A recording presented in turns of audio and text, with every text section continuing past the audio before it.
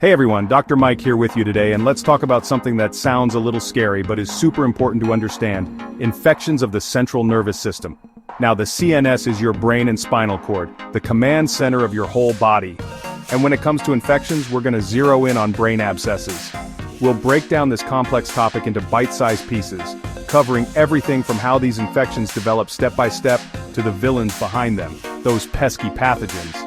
We'll explore how doctors diagnose these conditions using advanced imaging techniques and the most effective treatment strategies available. Remember, knowledge is power, and understanding these infections is the first step towards prevention and better health outcomes. So let's dive in. Picture this: an infection starts brewing in your brain. It's like a tiny fire that, if left unchecked, can grow into a full-blown crisis.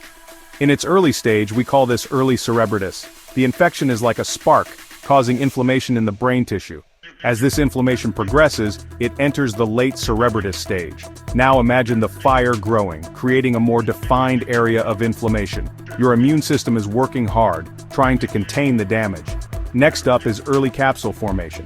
Think of your body building a wall around the fire. This wall or capsule tries to isolate the infection. Finally, we have late capsule formation. The wall around the infection becomes thicker and more distinct, but the battle is far from over. Understanding these stages is crucial because it helps doctors determine the best course of treatment. Early detection and intervention are key to preventing serious complications. You might be wondering, how does an infection even get to the brain in the first place? Well, imagine your brain as a fortress, heavily guarded by your skull and a protective membrane. But even fortresses have weaknesses.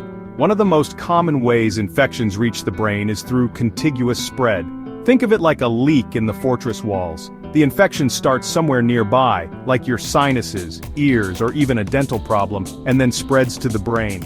This sneaky spread accounts for a significant portion of brain abscess cases. It highlights how important it is to take seemingly minor infections seriously and seek prompt medical attention.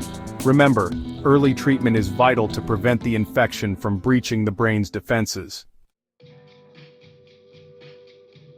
Now let's shine a light on the culprits behind these brain infections, the bacteria often responsible for causing the trouble. And the most common offenders? Streptococci bacteria. These microscopic mischief makers come in two main varieties: aerobic, meaning they need oxygen to survive, and anaerobic, which thrive without oxygen. Think of them as two branches of the same troublemaking family. Streptococci are particularly notorious for causing brain abscesses through that contiguous spread we talked about earlier. Remember those leaky fortress walls? Well, Streptococci are experts at exploiting those weaknesses and sneaking into the brain. That's why it's crucial to identify the specific type of bacteria causing the infection. This helps doctors choose the most effective antibiotic to fight back and clear the infection. Chapter 4. Seizures, a common but misleading symptom. When we think of brain-related issues, seizures often come to mind. And while seizures are relatively common in people with brain abscesses, they're not part of the classic diagnostic triad. Imagine a triad as three puzzle pieces that fit together to form a clearer picture. For brain abscesses, those pieces are fever, headache, and neurological deficits. Seizures, however, can be a bit of a red herring. While seizures can occur due to the brain's electrical activity being disrupted by the abscess, they're not a guaranteed symptom. Some people experience seizures early on, while others never do. This highlights the complexity of brain abscesses and the importance of a thorough medical evaluation. Don't rely on one symptom alone. If you're experiencing any unusual symptoms, especially those related to your brain, seek medical attention immediately. Chapter 5. MRI with contrast illuminating the infection. Diagnosing a brain abscess requires a peek inside the skull, and that's where medical imaging comes in. And when it comes to brain imaging, MRI with contrast is the gold standard. Think of an MRI machine as a powerful camera that takes detailed pictures of your brain. Now imagine injecting a special dye, called contrast, that helps highlight specific areas in those pictures. This contrast is like a spotlight, making the brain abscess stand out more clearly on the MRI images. Doctors can then analyze these images to determine the size, location, and even the stage of the abscess. This detailed information is crucial for planning the most effective treatment strategy. It's like having a roadmap of the infection, guiding doctors towards the best course of action. You might be familiar with lumbar punctures, also known as spinal taps. They're often used to diagnose infections in the cerebrospinal fluid, the fluid that surrounds the brain and spinal cord. However, in suspected brain abscess cases, performing a lumbar puncture is a big no-no. Why? Because it could do more harm than good. Remember how a brain abscess can cause swelling and increased pressure inside the skull? Well, a lumbar puncture involves removing some of that cerebrospinal fluid. This sudden change in pressure can be dangerous. It's like poking a hole in a balloon that's already close to bursting. The sudden release of pressure can cause parts of the brain to shift, leading to a life-threatening condition called brain herniation.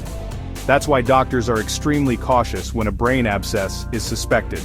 They'll rely on safer diagnostic tools, like MRI with contrast, to confirm the diagnosis and avoid unnecessary risks. Once a brain abscess is diagnosed, the next step is to fight back against the infection. And the weapon of choice? A powerful combination of antibiotics. Think of it as assembling a team of superheroes, each with their unique strengths, to tackle the infection from all angles. The typical antibiotic regimen includes 3 key players: ceftriaxone, metronidazole, and vancomycin. Ceftriaxone and metronidazole work together to cover a broad spectrum of bacteria, including those pesky Streptococci we talked about earlier. Vancomycin, on the other hand, is like the heavy hitter, brought in to specifically target MRSA, a type of bacteria known for its resistance to many antibiotics. This triple threat combination is like a 1-2-3 punch, effectively knocking out the infection and preventing it from causing further damage. The specific antibiotics used and the duration of treatment may vary depending on the individual case and the severity of the infection. Treating a brain abscess isn't a quick fix. It requires a long-term commitment to antibiotic therapy to ensure the infection is completely eradicated. Think of it as a marathon, not a sprint. The recommended duration of antibiotic treatment is typically 6 to 8 weeks. That's right, weeks. This extended period is crucial to give the antibiotics enough time to reach the infection deep within the brain and completely eliminate the bacteria. During this time, doctors will closely monitor the patient's progress, using repeat MRI scans to track the abscess's size and look for signs of improvement. It's like keeping a close eye on the battlefield to ensure the antibiotics are winning the war against the infection. In some cases, surgery might be necessary to drain the abscess, especially if it's large or causing significant pressure on the brain. Surgery is like sending in a special ops team to directly target and remove the source of the problem. That was a lot of information, but I hope you found it helpful. Remember, knowledge is power when it comes to your health. Understanding brain abscesses, their causes, and treatment options empowers you to take control of your well-being. Stay informed, stay vigilant about your health, and don't hesitate to seek medical attention if you experience any unusual symptoms.